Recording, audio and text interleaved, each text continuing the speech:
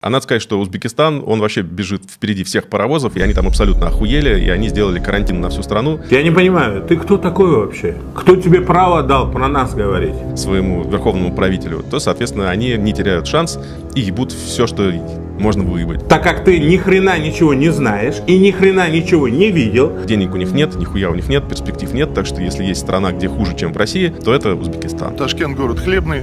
Поставляли очень много самолетов Ил-76 на Ближний Восток. Мои братья душевные, духовные и сестры, я сожалею, разделяю их боль. Поклон. Бисмиллахи рахман рахим, во имя Бога милости милосердного. Когда кто-то узнает о том, что кто-то болен коронавирусом, все соседи чуть ли не вилами на него начинают. И что-то думает плохо про узбеков, даже не осознает, что он сейчас живет в этом мире благодаря им. Ведь если бы не спасли твою бабушку или дедушку, твоей семьи не было бы сейчас. И тебя, соответственно, тоже бы не было. Ассаламу алейкум. Сегодня мы будем делать видео про одного человека из России, Артемий Лебедев. Я кое-что хотел уточнить. Артем, ты знаешь вообще, как живется в Узбекистане? Какой режим у нас тут? Какие мы люди вообще? Ты сейчас сидишь, обсираешь весь узбекский народ. Чуть ли нас с ведьмами там сравниваешь. Я не понимаю, ты кто такой вообще? Кто тебе право дал про нас говорить? Ты жопу прижми свою, пожалуйста, и своим делом занимайся. Не суй нос куда не надо. Потому что у любопытной Варвары на базаре нос оторвали, как говорится. Давайте теперь посмотрим, что ты нам сказал. На защите вашего здоровья, двоеточие. Как работают карантинные посты в Ташкенте? А надо сказать, что Узбекистан, он вообще бежит впереди всех паровозов, и они там абсолютно охуели, и они сделали карантин на всю страну.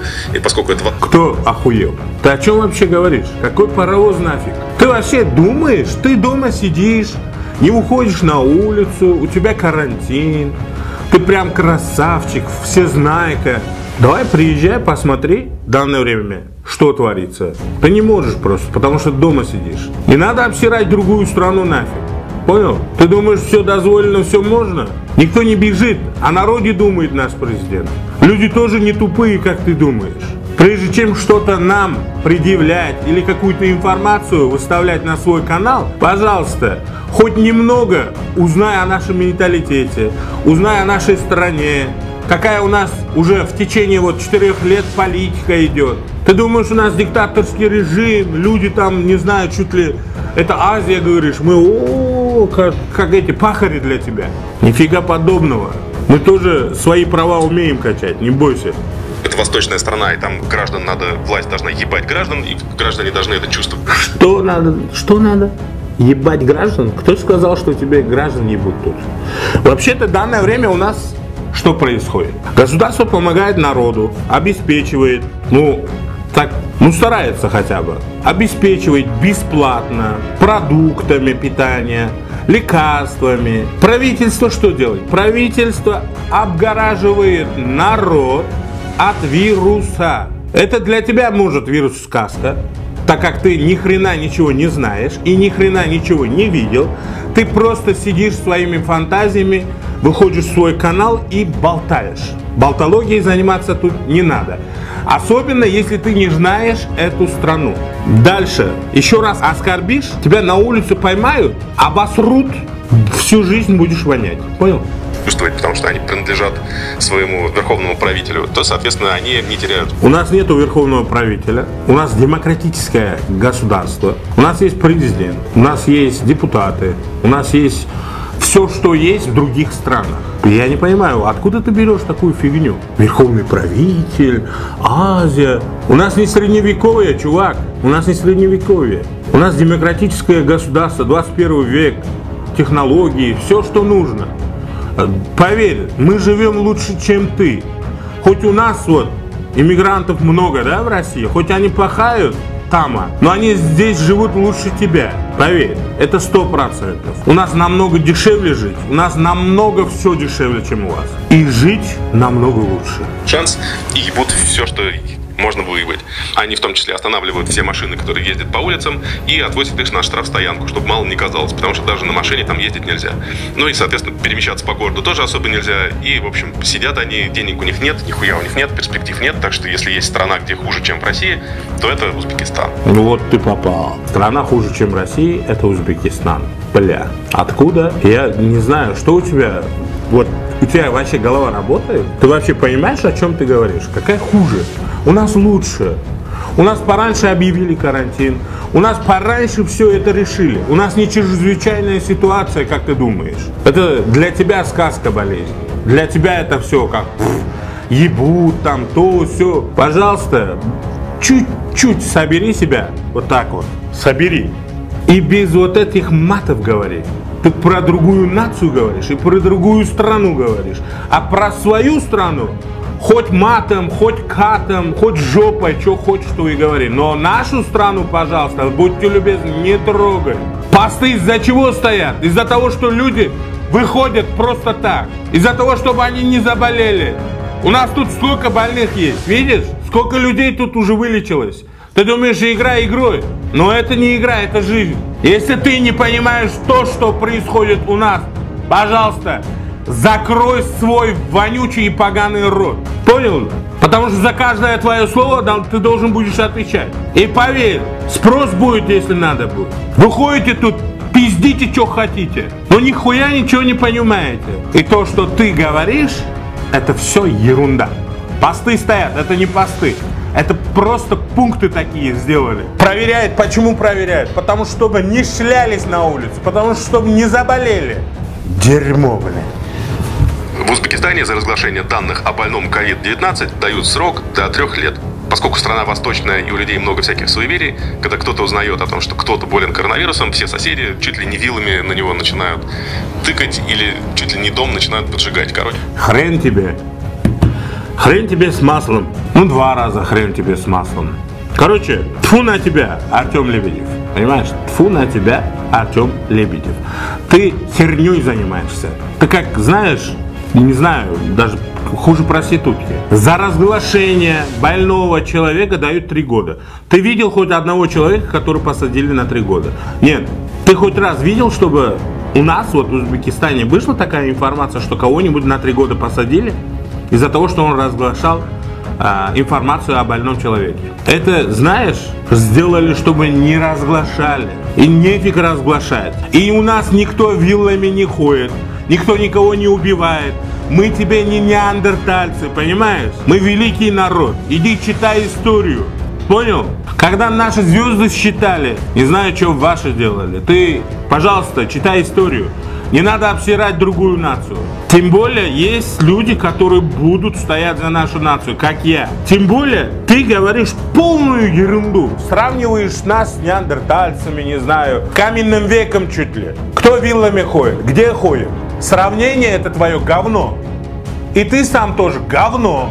Нефиг лезть в нашу страну, нефиг лезть вообще в нашу нацию. Сиди, жопу прижми, делай свои видосы. Хуйней страдаешь, дальше страдай. Нас не трогай. Ты выходишь тут всякую хуйню говоришь, второй выходит всякую хуйню говорит. Вы что, все офигели, что ли? Те люди, на которых падает подозрение в том, что они больны, они подвергаются страшному остракизму со стороны соседей и общества. Хрен тебе. Если им приходится вводить защитные меры, потому что когда люди придумывают, что типа, а вот этот вот болен, то, соответственно, дальше начинается самосуд, и ничем хорошим это, конечно, не закончится. Поэтому власть вводит такие драконовские меры, как типа 3 года тюрьмы за то, что ты разгласила то, что кто-то был болен коронавирусом. Хрен тебе с маслом. Я вообще ненавижу таких людей, как ты. Потому что ты считаешь себя самым умным, самым лучшим. Ты эгоист конченый. Но не забывай, это узбеки больше 300 тысяч, 400 тысяч детей к себе взяли. Да, может, узбеки у вас там в стране работают, да, мигранты, уборкой занимаются, там кто-то в заводе, кто-то в цехе, кто-то в стройке работает. Ну, поверь, если их не будет, ты говном завянешь.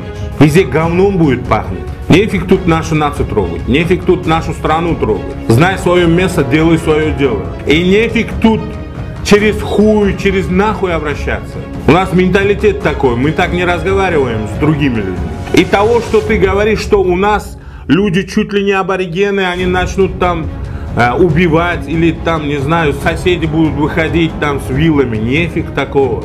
Если у нас кто-то заболеет, сразу люди помогают. У нас дружный народ. Ты о чем вообще, кому какие сказки рассказываешь? Изучи, какие мы люди, какой мы народ, как мы живем, какие у нас реальные ценности. То, что ты говоришь, это, не знаю, это хуже диктатуры и, не знаю, каменный век. Да, может, я не четко говорю на русском языке, но, в принципе, я могу тебе объяснить, что узбеки и Узбекистан – это тебе не шуры-муры, это тебе не каменный век, это тебе не диктатура, это тебе не ханство, это Узбекистан, это демократическая страна. Здесь свобода слова, свобода действия. То, что делает государство для народа, это для его же безопасности. Все меры, которые делаются, это все ради безопасности. Зато у нас никто нигде двери на сварку не делает. Не варит нигде двери. Выходят люди, продукты покупают. Чем меньше народа на улице, тем быстрее эта херня все закончится. Вот основной принцип. А то, что ты нам говоришь, это хуйня полная. Закрой свой хлебальник, больше не открывай нашу тему и живи своей жизнью. Я тебе советую от души. Меня Шухрат зовут, фамилия Мусаев. Будь здоров. А ведь когда-то узбеки во время Второй мировой войны спасали детей любых наций. И вдруг подошел пожилой мужчина, узбек, и говорит ей: у тебя маленьких, у тебя детей много, и у меня много детей. Не поубивают друг друга. Поехали ко мне. Вообще нас замечательно встретили. Все же нам дали землю, дали нам вот эти вот деревья, чтобы мы кушали фрукты. У нас были уже свои фрукты. Допустим, если мы заходили или что, тут же чай, тут же лепешку, последние делились. Совсем незнакомые люди забирали домой, кормили, оставляли ночевать. И нигде без внимания нас не оставляли. Казалось бы, маленький кусочек лепешки, не лепешка, а маленький кусочек. И сахар. А какой это был вкусный, а какой это был сладкий. И если ребенку, какому-то, они своему ребенку что-то давали, нас не оставляли без внимания, особенно малышей. Ташкентский кузнец Шахмет Шамахмудов приютил под скромной своей крышей 14 детей – русских, евреев, украинцев, белорусов. А сколько людей, повторивших этот подвиг, мы не знаем. В годы Великой Отечественной войны Узбекская ССР приютила более 1,5 миллиона человек со всего Советского Союза. Узбеки – чудесный народ, деликатный, учтивый.